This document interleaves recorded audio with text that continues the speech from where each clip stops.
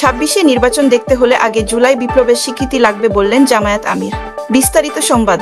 গণভোটের মাধ্যমে জুলাই সন্ধির আইনি ভিত্তি দেওয়ার দাবি জানিয়ে আসা জামায়াতে ইসলামীর আমির শফিকুর রহমান বলেছেন, 2026 সালে নির্বাচন দেখতে হলে আগে জুলাই বিপ্লবের স্বীকৃতি লাগবে।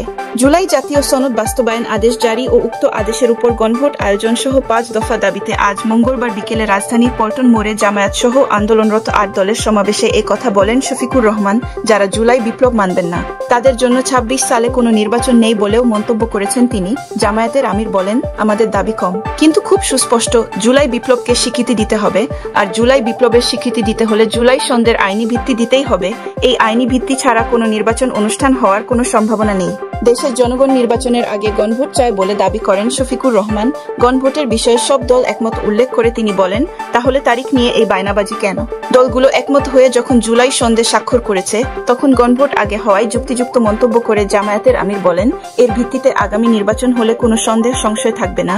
একই সঙ্গে তিনি বলেন, জামায়াত সহ 8 দল আগামী ফেব্রুয়ারিতে রোজার আগে জাতীয় নির্বাচন চায়। এটা নিয়ে কেউ যাতে ধূম্রজাল সৃষ্টির পায়তারা না করে। জামায়াত আমির বলেন,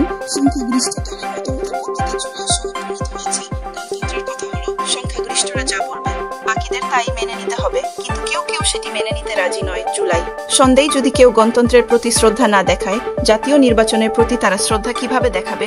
কোনো দলের নাম উল্লেখ না করে জামায়াতের আমির বলেন, জুলাই গণ অভ্যুত্থানের শহীদ ও আহত মানুষদের ভাষা বুঝতে হবে। আগামী নির্বাচনে কোনো দলের নয়, জনতার বিজয় হবে। জনতা কি চায় কান পেতে বোঝার চেষ্টা করতে হবে। যারা এটি বুঝতে ব্যর্থ হবে নিজের পরিণতির জন্য প্রস্তুত থাকতে হবে। শফিকুর রহমান বলেন, দলগুলো ভদ্র ভাষায় কথা বলছে, ভদ্র ভাষায় কথা বলবে, তবে দাবির ব্যাপারে হিমালয়ের মতো অনড় থাকবে। কারণ এ দাবি জনগণের দাবি, কোনো দলের দাবি নয়, ফ্যাসিবাদের দাবি নয়। তাই ফ্যাসিবাদের দাবির কাছে দেশের মানুষ মাথা নত করবে না।